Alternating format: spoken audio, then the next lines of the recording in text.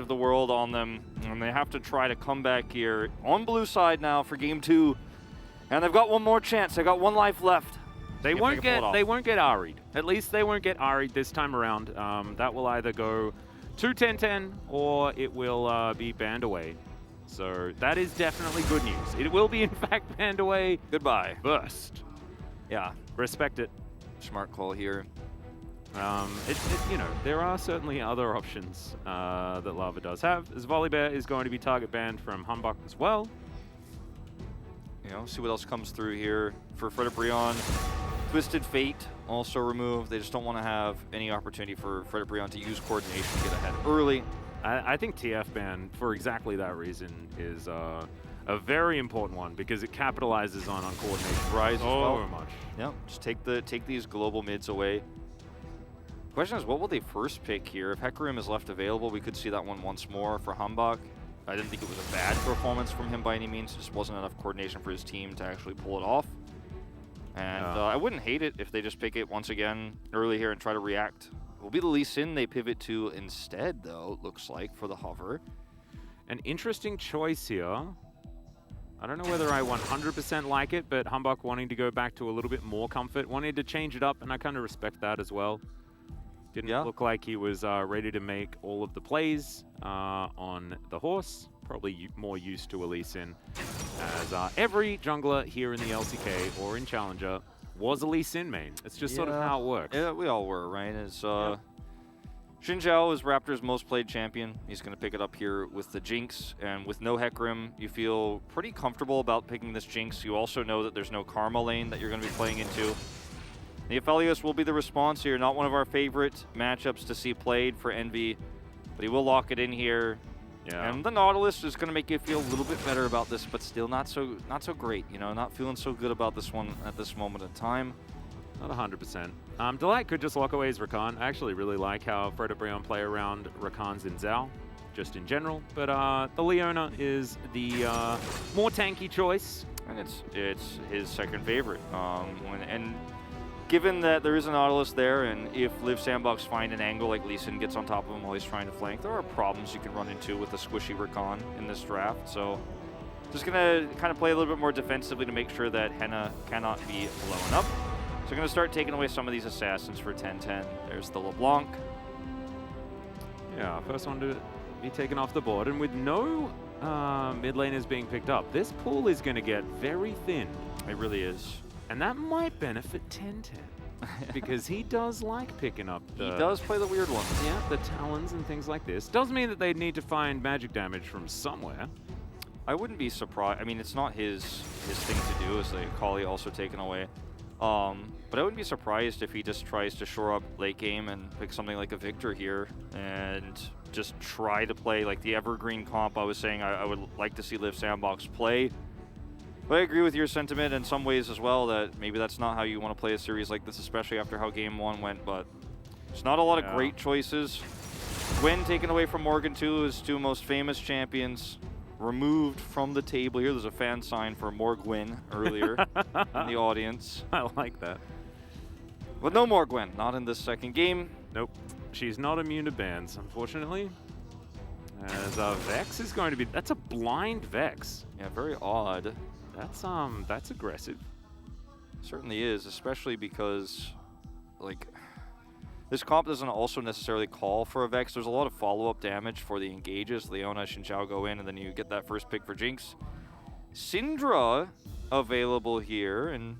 Feels like a pretty good pick into Vex, yeah, not gonna lie. Also, could try to play something on the top side that's very engage heavy too, and then you have Syndra plus that, plus the follow-up of Aphelios damage, Nautilus engage too. Tryndamere is one that we see all the time, and that's the one that's going to be hovered here, but Graves is available. But it's often one that we don't see players pick up here into the Tryndamere. It depends on which player you ask. Some would say that the opposite is the counter, but... This is also Howling's most played champion in solo queue. 84 games this season. Fiora. As Morgan's going to play Fiora. All right. He's going to dig back into his LPL roots to see whether he can have one of the RLA performances like we saw at Worlds that us LCK fans like to try and forget. It's a really good comp here for Liv Sandbox, you know? I mean, they have really hard engage. They have the follow-up damage to the Aphelios. There is somewhat of a range problem here, and the damage throughput isn't amazing, but that's not really that strong for Vex either, right? Like, she's not going to be doing a lot of sustained damage. She's looking for engages and follow-up. So it's going to be a very bloody game, I think, regardless of who ends up taking it. We know who we favor here because of nameplates, but if there's a lead going over the Live Sandbox early on in this game, Tryndamere gets ahead, you know, Morgan makes an error in the laning phase in what's already a pretty volatile matchup. Maybe, just maybe, with the pressure you have with Syndra also in the mid lane, get some early objectives here, get a nice gold lead, and he's coasting. I could see it. It could happen. I feel like I'm like Angels in the outfield. Like, it could happen. yeah. But like, you know, I'm there with you. I'm ready to believe. If you take me on the journey, Wolf, I will come with you. I will come with you. I want to allow Jisun to put that image back on the TV again when we get back to the carpet. That's what I want. I want another opportunity. See Chronicler gush about all of his favorite players that we have bombarding Lol Park very recently with these unfortunate circumstances. This could be a fun one.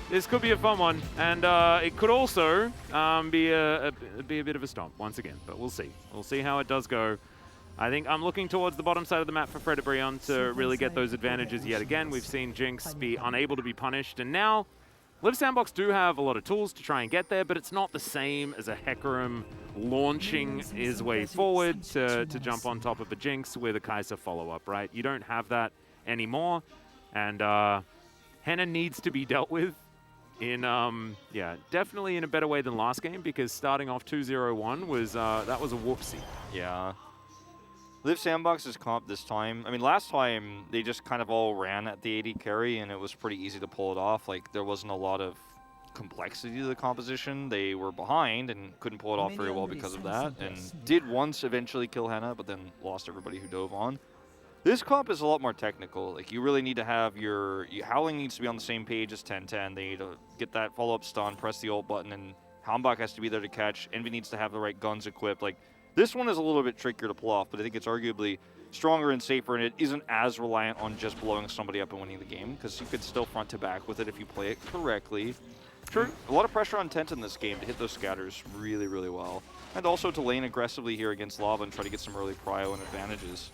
Yeah, this is also like double counter picks. Oh, actually, no, it's a single counter pick. So this is the counter pick that Live Sandbox managed to pick up. Morgan was able to pick the Fiora into the Tryndamere, but Morgan has been known as one of these more feeling-based players, right? His Camille was left up, a champion that he has a pretty insane win rate on, but decided to go with the Fiora this time around. And let's see how it goes. Historically, decent matchup into basically anyone that's melee, but has to be played correctly in order to make it work. And we saw a very recent Fiora not work at all. So we'll see whether Morgan is going to be able to, you know, give his subjects some faith. Yeah, he's got some pretty good weak spots here early on in this. That's true, that's true. Just trying to look for this one. There it goes. Nice, nice, nice. These types of trades are really good for the Fiora. Just got to be careful, especially once Howling hits 3. If you don't have a weak spot available to hit, or if you lunge forward and miss, then you get chased by the Tryndamere who'll spin on you and chicken you, and you're going to be taking a lot of damage when he's got his full rage bar up. Does not have it at the moment, just using it to heal and trying to sustain through, but the matchup can become very volatile later on at 6 as well. So Morgan with the shove here at the same time.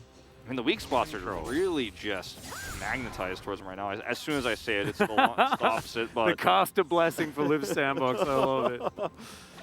Yeah, this is finally he's like feeling pretty good about walking up towards these minions as the cannons are here. Yeah, it looks like it should be a pretty okay time as Flash immediately from Delight. So nicely done there from Live Sandbox to get that one out early. Will stave off a lot of pressure and will provide Hambach with an avenue to try and grab a pick. As Raptor coming up towards the top side, and this is a rough moment. He wastes no time getting in here. Let's see whether the Wind Becomes Lightning is going to connect. It's actually not even going to be attempted, as it was just the audacious charge. Ghost. As they get the Ghost out. Yeah, Ghost, well played here for Howling. Is completely fine, doesn't have to flash. And has now got this wave pretty close to his turret. He's feeling pretty good about the CSing under here. As Morgan's now again getting trolled by this weak spot even further. Started to come back online, and if Morgan's not able to consistently hit those weak spots, he will eventually be able to heal back up as engaged. Yeah, Delight actually traveling a long way. Zap is not going to land as Envy is burning down. Calibrum Q is going to connect there as we do get him a little bit of a stun. I believe that was Calibrum Q as the ammo was just running out. I believe so. It's the heal for a cleanse down here between the 80 carries. Delight not feeling too upset about the fact that his flash is gone because he's got Hex Flash. And, you know, the early part of this lane going decently well for the Aphelios Nautilus. And they're going to go ahead and take an early back. We're just like all eyes on Howling's opportunities here on the top side. This is what I'm talking about. Once you get that rage bar full, you got a level advantage. Oh, you can start to chase. Oh man, Howling actually gave that to Morgan. If you hadn't have killed that melee minion, the melee minion would have got the last hit on the cannon minion. That little minigame there had me completely enthralled, Wolf. I am so sorry. I was it's okay. I was just watching this cannon. I mean, all I had to say was that like you could start trading aggressively at this moment, and he did, but that's as far as it goes. Did accidentally give Morgan the opportunity to get that cannon. True. But he missed that range minion, so. It all balances out in the end. Over here, Delight's coming up to help push this wave out. Might be looking for an early Drake here with Hannah returning to the lane. Obviously, Raptor very nearby. All right, could this be the big play? They're standing on a ward. As Delight's going to Hex Flash over. 10-10 immediately going to get stunned up, and that is first blood going over to Lava. Disaster. I mean, that's why you got to check the visions. Yeah, I mean, that's a huge issue. Plus, 10-10 doesn't have level 6 yet, I don't believe. Yeah, he's still 5. Like, not entirely sure what the thought process was about that group up there without any vision or whatsoever idea of where the enemy is. Plus the fact that Delight showed himself nearby moments ago, like seconds ago. Definitely a high-risk move there to rotate down. But you're scared about the Drake, which you also don't have vision on. So you've got to make some sort of call. The safe one probably would have been the better option. A lot of teams will give up first Drake if they don't know what's going on because they'd rather not just walk face first into a bush and die. As you can see, Raptor going to be able to take this irremovable vision from around the Cloud Drake. Another Cloud Soul denied. Just not allowed to have nice things. Yeah, that 40 lead is shrinking big time. Yeah, they're really answering back. It's like someone heard you talking about it. You know, you Sorry. present them with the stats, Sorry. and then Summoner's Rift is like, well, we're going to deny Atlas. We were listening to Atlas for a little while, but not anymore. I'll take personal responsibility. Thanks, I appreciate it. Lava does have ult here. And Be careful about Envy standing out in the front. Jinx blast coning into 3 people was definitely curious. Not going to get punished, as we could see. Yeah. Syndra pushing the wave in once again, finally. 10-10 getting back that control. And with the bottom push here, maybe we can actually see a collapse up to the Drake, which looked like Frederibrion had completely in their hands after that pick onto 10-10, but they did not actually have enough damage, nor the control necessary. As we see the Aphelios and Nautilus continuing to do well. Yeah. Bit of a win rate at the moment. We'll see whether Liv Sandbox is going to be able to continue that one. Certainly going to be a tall order against the full might of Frederibrion with only a sub and not a call-up. As they are going to look for this first Drake. That's going to be given over. Frederibrion, no interest in that one. And, you know, this is really nice timing for Liv Sandbox because Frederibrion can't push the bottom wave because they know everybody's here. So they're not going to get anything there. Top side is being pushed in. Trendemir is starting to crush that as we're going to go all the way back to this play. The ward is there, so it's a pretty easy set Hex Flash play here from Delight. Goes over the Nautilus and goes on to 10-10, which is, again, one reason why 10-10, I think, felt fairly safe to be there because Nautilus was there. Those are really nice center play after he gets over the head of Kale. A little bit of hopscotch going on. Yeah, it was cleanly done. Good identification of targets and things like that. I guess leapfrog was the word I was looking for, not hopscotch. But I mean, it depends how short they are. Right? Yeah, I guess so. Zambi's going to tidy up this wave. He's got the red and white guns, so very happy about that situation. As Raptor just getting some vision in towards this Rift Herald. And I like the idea of grabbing a Rift Herald and giving it to Morgan, because getting an advantage for your Fiora does mean that side lanes just become easy mode. Yeah, and obviously Fiora takes Demolition, so she's going to be able to crush turrets if she's left for any period of time in any lane. Super easy for her. Getting some good stabs in here. These lunges are paying off.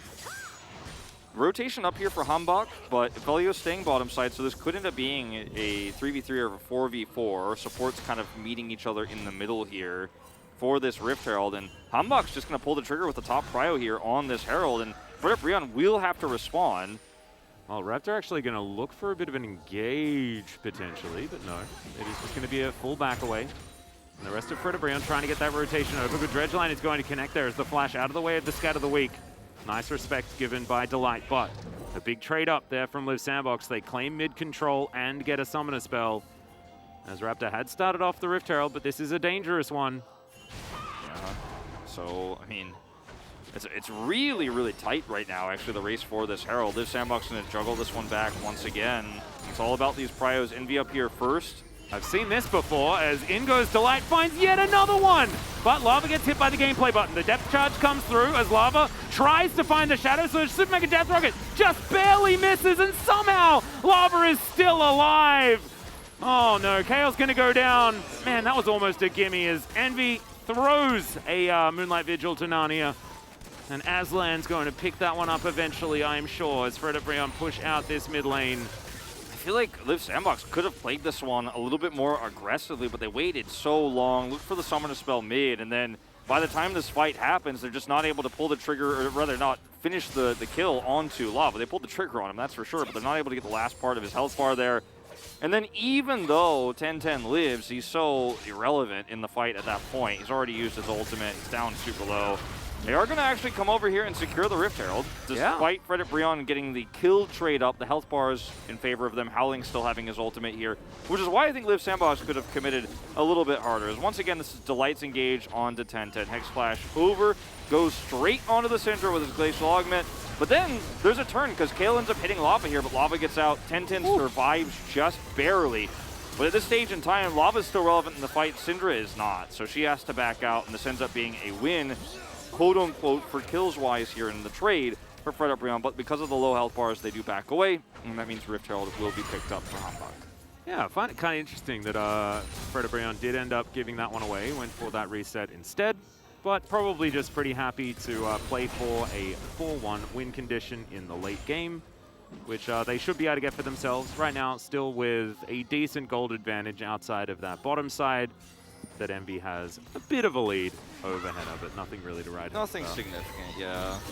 The other thing that's interesting about the side lane argument here is it will actually be Gore Drinker for Morgan this game, and I do like it, is that he has teleport. So without Howling being able to match him in terms of pace, he actually has not only better side laning and some serious power to kill turrets later on, but the fact that he can teleport into fights as well and won't be able to match is like such a huge issue. I mean, he has to take Ghost in this scenario, but that's just one edge Morgan has over him. Well, no Solar Flare going to connect as Henna's found Kale alongside Delight. Delight has no more mana left, but Raptor's almost able to find the Wind Becomes Lightning. The Zap will connect, Super Mega Death Rocket, and Narnia's getting crowded at the moment as Kale's just going to walk it out to this outer turret and might actually live. That Moonlight Vigil's going to connect, as the Infernum variety not offering that much damage right now. I think that the reason why he lives is because they really wanted to give the kill to Henna there. I think that Raptor was definitely in range to auto one more time, but wanted Henna to get the kill. Actually cost him the kill entirely. Still a strong play, but you know, not as good as it could have been. A little bit of greed, getting punished. The Light also had his Ignite, I believe, or it just came up. He has it at the moment. Yeah, I don't think he had it for that last... You would imagine not, right? Because he definitely would have used it, but unless they just really wanted Henna to get the kill. We'll see in the replay, but this is going to be Humbug securing the second Drake of the game, and this is a much closer game of League of Legends than the last. Rift Herald charging through, evening up some of that gold. It's feeling like a real one this time around, Wolf. You're exactly right. Some of the punishments here, Lava not having as much control in that mid lane, absolutely a huge factor, but the fact that Kale slinks out of danger in that last moment, probably a big deal for how they were able to then transition it over to securing a Drake. A lot of time wasted, things like this. As now Henna possibly caught by Envy, but he has the boys with him. Q's going to connect, and Humbug's like, no, not this time. His skill shots are missing all over the place here on the side of FredUpReon. Yeah, time to hit some ultimates, my dudes, or else, you know, you're missing a lot of damage here, and your composition is going to really rely on those later on. So yeah, getting their iron. They're getting their iron. We'll take some misses here to make sure they hit them later, right? because we have seen quite a few of those whiff this game. As Morgan is starting to actually get a little bit of control over this lane, we'll go ahead and grab a plate here. As Fred Brion fans would say, in Lord Morgan we trust. Yes. And he is certainly in a position to be the one that can carry them to victory this time. That's what's printed on the bro dollar. I think that is on the bro dollar, yeah. Amongst such things as bro momentum. Yep. With a hashtag in front of it, of course, hashtag bro momentum for the hashtag bro fans, hashtag bro win. I'd like Memento Bro. That actually sounds more fun. I'd watch that movie. Memento, that's a good one. I haven't seen that one. Yeah, it's been a while. Good chat. If you haven't, go bro though. Yeah, if you haven't seen Memento, you should watch it. It's really good. It's important to see that. Yeah, it's a goodie. Don't make the mistake of living your whole life without watching that one. Yep. If you've forgotten that you watched it, then that's fine. Yeah, that's what Valdez would say. I'm just being mean. Valdez, he hasn't watched that many movies. There's certainly a lot of classics. He has seen a lot of to good get ones, to. though. He has seen a lot of good ones. Yes. But not all of them. No. But who has? Kilios. Kilios has. He has seen all of them. Like, yeah. I knew you were going to answer, but I didn't know what you were going to say. But yeah, that was the correct answer. Yeah. Thank you. He has seen all of them. Yeah, and he knows every director. And yeah. That guy knows. As Fred Brion looking to try and hold on to the last remnants of this turret. A little bit difficult, but Raptor is going to come round. See what they're going to be able to do here as Morgan starting to take control of this lane up here. As Ben 10 is going to flash out of the way of the Solar Flare. That Super Mega Death Rocket will land, as will the Shadow Surge, and Moonlight Vigil's going to do the same. They managed to wipe out the Leona in trade for the Syndra, as in goes Lava with yet another reset. Not going to quite find that one, though, as Humbug's going to lock down the kill under the Vex, and this is absolute calamity here in the river. Kale's going to go down. That Zap goes wide. That's on brand for this particular game, as Fred and Brion are going to be able to get control of the bottom lane, possibly take down that turret, and Morgan is laning against Howley. Yeah, he is. That's a whole turret. That's a whole team fight win, and that, ladies and gentlemen, is picking the Felios into Jinx. In that team fight, Hannah has so much more agency, has so much more power, gets excited, has the range advantage. And what was essentially a 1v1 of 80 carries on the side there. Few abilities going wide, as you mentioned, but it is the Jinx who ends up winning it out in the end. As, I mean, the beginning of this fight is a bit of chaos, right? Delight has played such a great game to engage. Super Mega Death Rocket actually connects this time. Tenten dies, but he did his job before it happened, so it's not too significant, because this is really about Envy versus Hannah. Yes, Hambach is pushed away here, tries to look for the re-engage onto Lava, and is traded, but now look at Hannah, he's like, okay, well in this 2v2, there is no chance for you, absolutely not, and like, Envy is pushed out of this super hard. It was a shout out to Humbug though, his kick was really it was nice, and he was able to re-engage there, and Tenten's going to pick up a turret here. It's not all bad for Liv Sandbox, but it's mostly bad. Yeah, a large portion of it is bad, but it is not only bad, and that's good. Ish. Yeah. I mean, at least it's not real bad. Oh god, it's a struggle. A serious struggle. It is a good minority. Yeah. Raptor gonna pick up the second Rift Herald. We need to work on our language of like how to say not bad, but in a way that sounds good, but is also not lying. Well, usually we're as casters, we're very good at that. We say we're an interesting situation. Like, yeah, that's a unique play that was made. But in this one, it's just so tragic that I just don't even want to try to lie to them about it. I know. Really unfortunate. Oh god. Oh well. To those Live Sandbox fans out there, we know that your team is better than this if they get to play as the actual team. And also, these individual players are not bad. I need to reiterate this again. We said it in game number 1, but this is the shortest notice you could possibly have to be playing in this group of 5. And this is, like, at this point, it's getting to the stage where it's like a challenger game where all of the players in the random queue, like, get into the same Discord. Yeah. Right? Like, that's what it kind of feels like here. And yes, you know, they all play for the same org, but you don't have that much contact with one another. I mean, that's why they are able to play, right? Exactly. As Morgan looks for a bit of a flank. Howling dives on in, but he isn't really able to find too much. That's a phenomenal ult from Raptor, but he will get stunned up in the end. The Crescent Guard doing a bunch of work until it doesn't. He will fall down, but it'll be a trade. 1-for-1 so far as Fred Brion still looking to try and chase them down. Humbug lands a Q onto Lava, but that's not the target that he's looking for. Shadow Surge now on cooldown. No reset was available. And in goes Humbug, looking for his opportunity, but Delight is real tanky. That Eclipse problem happening once again. As Morgan off on the flank will just get stunned up, and these scatters have been so important from 1010. Yeah, I mean, solid engage here from Howling and 1010 to try to pull this one off, but once again, bit of a trade here in the fight, and Fred and Breon have control of the Drake, but they still, well, I say they have control of it, but Jinx is not here. They need to make sure they get this one. Like, you win the fight, but you don't get the Drake, and then Liv Sandbox, you just reset again. Liv Sandbox gets a third Drake for free, and suddenly we're like on Mountain Soul Point, and things get scary, and in fact, they are going to give it over. Yeah, Raptor is actually going to move down here. They don't want to just give it away as Chaos clearing out vision. Howling's in the mid lane, and Morgan has teleport, remember, so it's not like they're going for a 4v5. Morgan's going to teleport in now. We are going to have a commitment to try and deny this Mountain Soul Point. That's a great hook to land onto Delight, but once again, Eclipse, problem. And Morgan now trying to play frontline. They don't really have one of those necessarily if Delight doesn't have W up, but that's up basically all the time. That's why Leona is so good. It's going to be Liv Sandbox losing the Drake, but getting priority in mid. Envy's going to get slowed down as Shadow Surge will connect onto the priority target, and in goes Lava. Immediately, the flash is going to be used. Moonlight Vigil comes down as well, but really doesn't do all that much.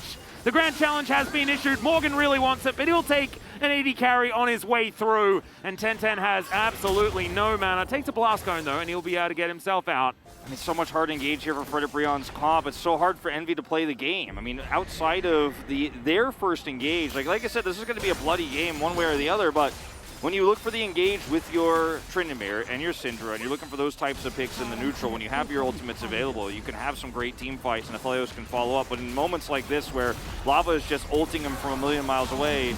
Oh, Hannah, melee range with a Tryndamere. Generally a bad idea, but the depth charge not going to get followed up on. Lava is going to pay for Hannah's sins. As the flash goes forward, gameplay button is pressed, and Hannah presses flash. I can't speak. Yeah, it's all right. I mean, that was a bit of an overextension here from Fred Breon. Again, trading some gold back over to Liv Sandbox's pockets.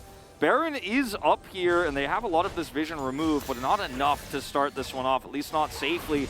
They think otherwise, as Super Mega Death Rocket is up. Delight is not here, or is here, but does not have his ultimate, I should say. It's a few seconds away. Coming up now. Super Mega Death Rocket is going to hit.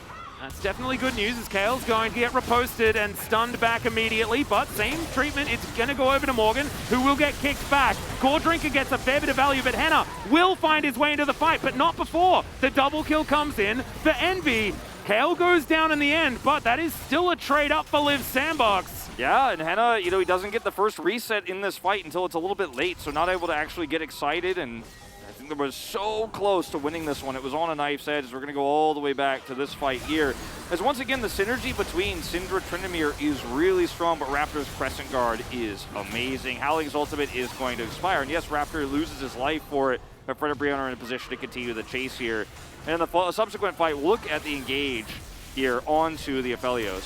So far away, and he just does not get it blocked by Howling. Howling steps out of the way. He instantly cleanses, flashes, and turns back to ult, but he is out of the fight, and he's got a range problem. He's got such a good chase against him. Turning around here, just blown up, try to save his teammates so they can get away. And this is the overextension in the mid lane, where it was a really nice ultimate, actually, from Kale. She gets max range on Henna, zoning him away, and Lava does go down. Yeah, Lava actually taking the brunt of that, as unfortunately his 80 carry got engaged on. We're still in a replay. This is the one that Liv Sandbox managed to do some pretty good things in. The repost was actually really awesome, but there was still so much follow-up CC. He kind of locked himself into place, so the kick was going to come through. Another great fight for Liv Sandbox. Meanwhile, in live. Yes, Howling down towards his bottom side, trying to hold on to his inner turret. Going to be a tall order, as Morgan has two items now, Gore Drinker and Ravenous Hydra, two items that, somewhat similar in theme. Where does she keep that Hydra? I don't know. Fencers don't carry that around. In a backpack. I haven't joined the Enlightened Fiora team Discord, so I don't necessarily have the ability to ask these questions just yet. I find it hard to fence with those boots on, too. I don't know. Indeed. You have a bit of fencing experience, don't you? Yeah, Seth and I both some FA fencers from back in the day. I did fencing, but it was different. I was repairing fences after the bushfires in like... Australian fencing, yes. Yes, that's we just put fences together so the cows don't get out. That's what our fencing's called. So I didn't understand. You were talking about you were like sword fighting. I was Yes, like, man, yes. things got exciting, didn't they? Who We are you did fighting? A wombat? We did do some poking and prodding and things of that nature. It was very exciting back in high school. Not together, of course, just separately. But anyway, I do love that Fiora has like this itemization she could take that's really goofy because she has this giant axe that she's carrying around to AoE these minions, and also a huge whip. Yeah. But, you know, she's just actually slashing and swashbuckling her way to this bottom push. The Sandbox do defend it, get the faster prio here for Baron once again. They also have the Scuttle under their control. But Frederick Brion can, I mean, they can look for an engage here. They don't have a nice angle. Kale readying his Hex Flash.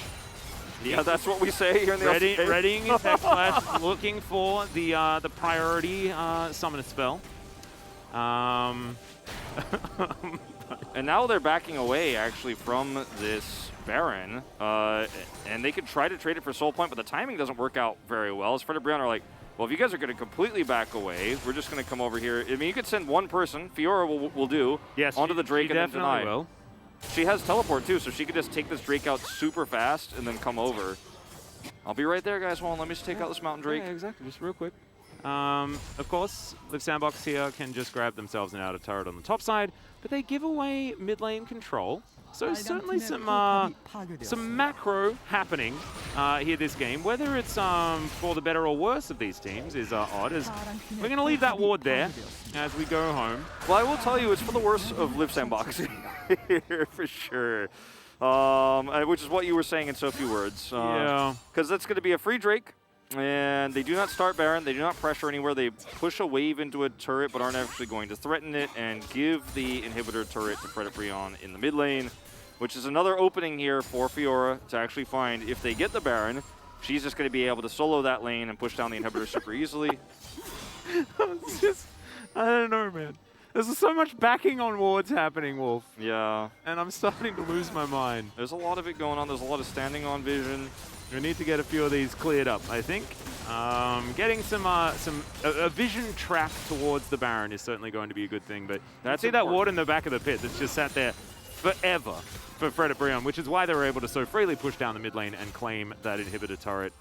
It's one of these things where it's a product of inexperience for a lot of these players, and when you don't have the coordination, then you expect somebody else to do a thing that your other teammate on your other team would do, and they don't then do it, and then no one does it.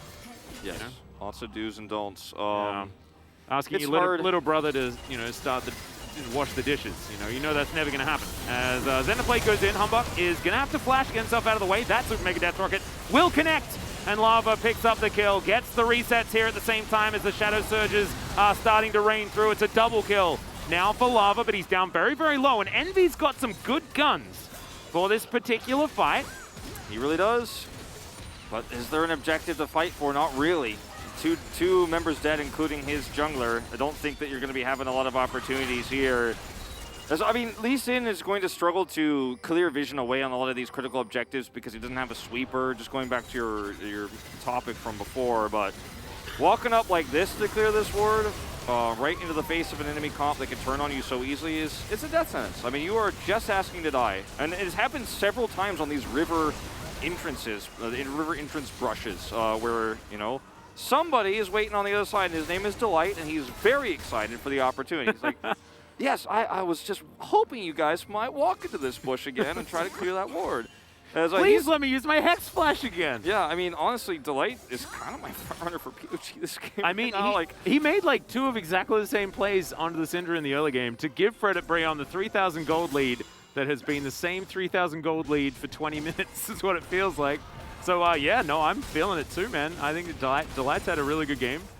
There has been some odd other aspects of the game that we like to avoid talking about. Yeah, the macro. The rockets, man. The rockets also. Narnia is full. It's just full of skill shots. They don't want any more. They're closing the portal. Yeah. I mean, it's getting completely overused. Shout out to eJim. He was the one that clued me in on the old Narnia journey. Prince Caspian's building up his war chest. Yeah, I was gonna say. Oh, God.